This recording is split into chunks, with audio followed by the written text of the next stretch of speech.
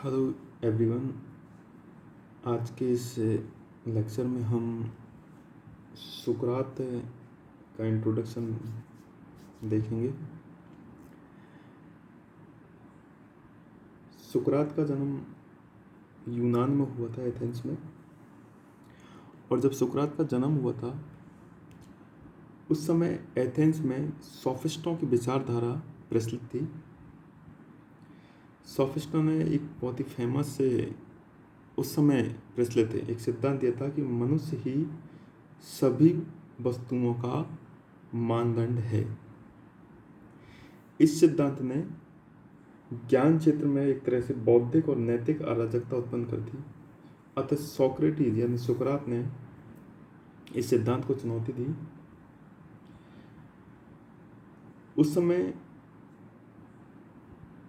लोगों को एक तरह से एक ऐसे महान विचारक की जरूरत थी जो लोगों को असत्य से सत्य की ओर, अंधकार से ज्योति की ओर, मृत्यु से अमरत्व की ओर तथा निस्सार से सार्थत्व की ओर प्रेरित कर सके और उनकी दृष्टि को एक सम्यक दिशा में मोड़ दे। सुकरात ने जो विचार प्रस्तुत किए थे वो विचार पूरी यूनानी दर्शन परंपरा में आगे आने वाले दार्शनिकों का मार्गदर्शन करते रहे।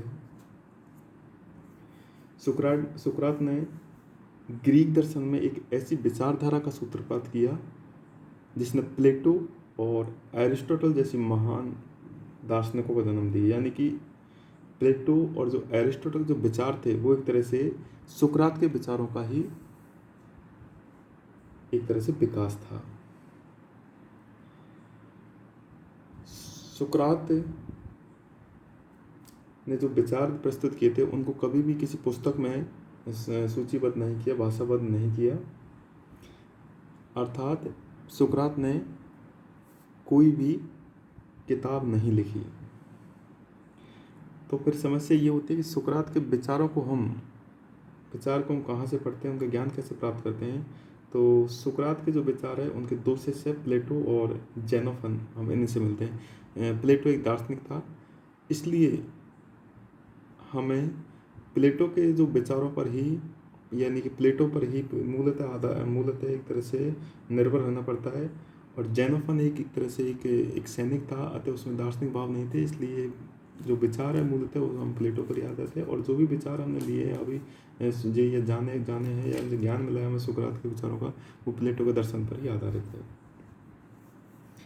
प्लेटो और जेनोफन ने सोक्रेटिस के दार्शनिक विचारों को इतने भिन्न रूप में प्रस्तुत किया है कि यह पता लगाना बहुत कठिन है कि इनमें किसका विचार अधिक सही है।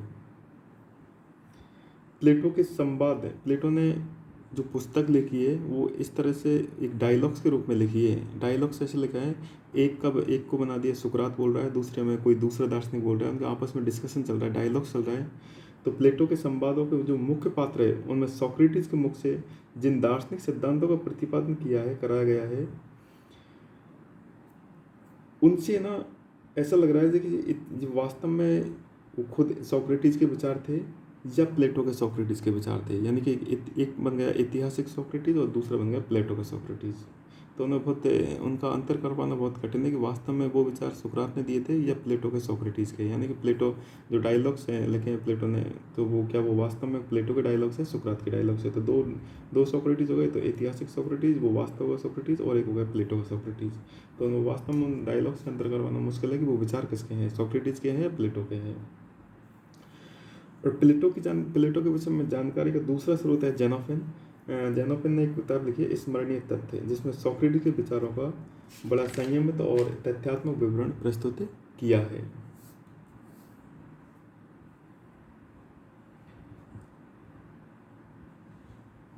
जेनोफन ने सोक्रेटिस के आदर्शात्मक रूप की उपेक्षा करके उसके वास्तविक स्वरूप को बहुत ही आसानी से प्रस्तुत किया है। जेनोफन एक सैनिक था जिसके भीतर दार्शनिक प्रवृत्तियों को पूर्ण का अभाव था। अतः उसने अपनी पुस्तक में सोक्रेटिस के पक्ष में एक तर्कपूर्ण समर्थन के लिए लिखी थी। इस तरह से सोक्रेटिस के दर्शन की जानकारी के लिए लोगों को प्लेटो के संवादों पर ही अधिक निर्भर रहना होगा, क्योंकि जेनोफन एक सैनिक था और उसके जो विचार थे वो दार्शनिक भाव को पूरी तरह समझ नहीं सका, इसलिए ही प्लेटो के संवादों पर ही हमें अधिक निर्भर रहना पड़ेगा सोक्रेटिस के दार्शनिक विचारों के ज्ञान के लिए। प्लेटो ने एक कृति थी प्लेटो की एपोलॉजी और एक थी सिम्पोजियम। ये दो ग्रंथों से, एपोलॉजी और सिम्पोजियम, प्लेटो के दो ग्रंथ लिखे थे। इनके माध्यम से या इनके आधार पर ही हमें प्लेटो के सुकरात के दार्शनिक विचारों का ज्ञान होता है। किनके आधार पर? एपोलॉजी और सिम्पोजियम, यानी कि प्लेटो की जो एपोलॉजी और सिम्पोजियम किताब है, पुस्तक है, उन्हीं के आधार पर हमें सुकरात के दर्शन का ज्ञान मिलता है। तो अब तक तो हमने ये देखा कि सुकरात के दर्शन के स्रोत क्या है, पता चल गया हमको प्लेटो और जेनोफन के आधार पर है, लेकिन मूलतः प्लेटो के आधार पर। सुकरात ने अपने समय में प्रचलित दार्शनिक सिद्धांतों का एक तरह से विरोध किया और उन्हें परिमार्जन करके अपने मत का प्रस्तुत किया। अब सुकरात का जीवन क्या था और उसकी पर्सनैलिटी कैसी थी, इसके बारे में हम विचार करेंगे। सुकरात का जन्म यूनान ग्रीस में हुआ था और उसके पिता एक तरह से शिल्पकार थे और उनकी माता एक तरह से धात्री थी, प्रसिद्ध धर्मिणी थी वो। तो सुकरात ने शुरू में अपने पिता का जो व्यवसाय है उसको सीखा, बाद में उन्होंने प्रकृति विज्ञान का भी अध्ययन किया, लेकिन दोनों में उसकी अरुचि उत्पन्न हो गई। फिर कुछ समय बाद उनका सोफिस्टों के साथ भी घनिष्ठ संबंध था, क्योंकि सुकरात सोफिस्टों के प्रवचनों को बड़े ध्यान से सुनते थे और कभी कभी विद्यार्थियों को भी सोफिस्टों के प्रवचनों को सुनने के लिए आग्रह करते थे, विद्यार्थियों से भी। सुकरात के बारे में एक भविष्यवाणी हुई थी कि सुकरात या सोक्रेटिस, मैं आप कभी सुकरात बोल रहा हूँ कभी सोक्रेटिस बोल रहा हूँ, तो दोनों का एक ही अर्थ है। सुकरात भी हुई है, सोक्रेटिस भी हुई है। सोक्रेटिस एक वर्ड इंग्लिश से है, ये सुकरात हिंदी वर्ड है। सोक्रेटिस सब मनुष्यों में सर्वाधिक बुद्धिमान है, ये भविष्यवाणी हुई थी सुकरात के बारे में। क्या हुई थी सुकरात के बारे में भविष्यवाणी? कि सुकरात सभी मनुष्यों में सर्वाधिक बुद्धिमान है, लेकिन सुकरात ने इसका अर्थ ये लगाया है कि वास्तव में वे सचमुच अन्य व्यक्तियों से अधिक बुद्धिमान है, क्योंकि उन्हें अपने अज्ञान का ज्ञान है, जबकि अन्य लोग अज्ञानी होते हुए भी अपने को ज्ञानी समझते हैं। सुकरात ने इस भविष्यवाणी किस रूप में लिया कि वास्तव में मैं बुद्धिमान हूँ, मैं ज्ञानी हूँ। क्यों? क्योंकि मुझे अपने अज्ञान का ज्ञान है, जबकि अन्य लोग अपने अज्ञानी होते हुए भी खुद को ज्ञानी समझते हैं। सुकरात कहा करता था कि मुझे अंतरात्मा की ध्वनि सुनाई पड़ती है।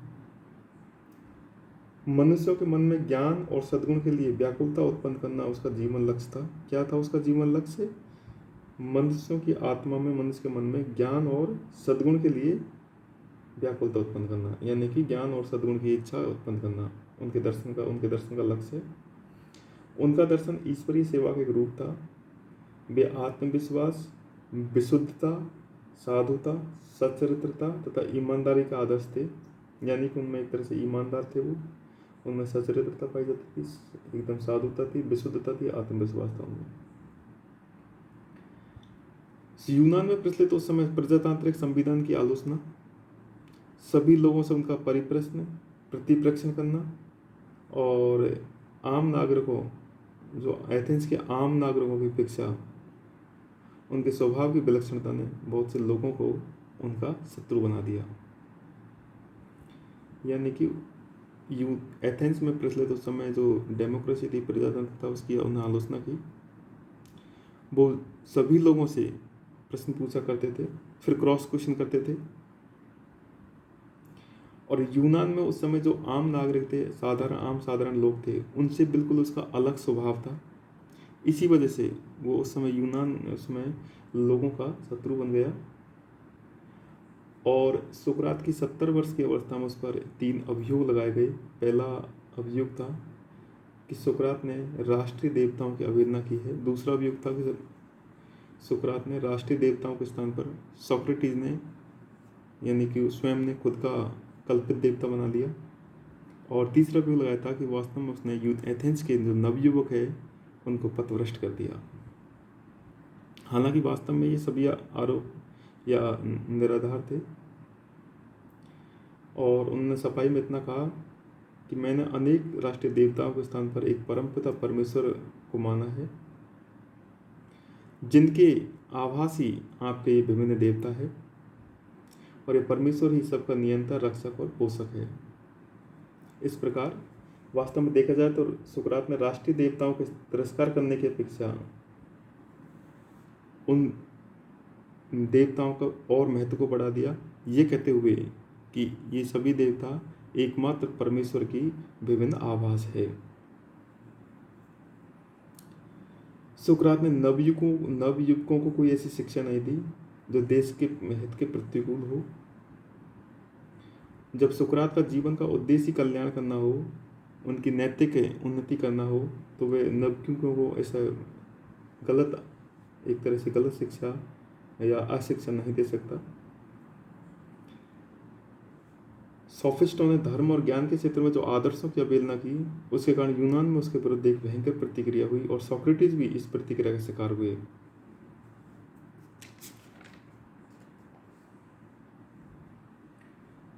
प्लेटो ने अपने संवाद एपोलॉजी में एक उनके भाषण का विस्तार पूर्वक डिस्कस किया है, जो उन्होंने अपनी सफाई में अब नायला में दिया था।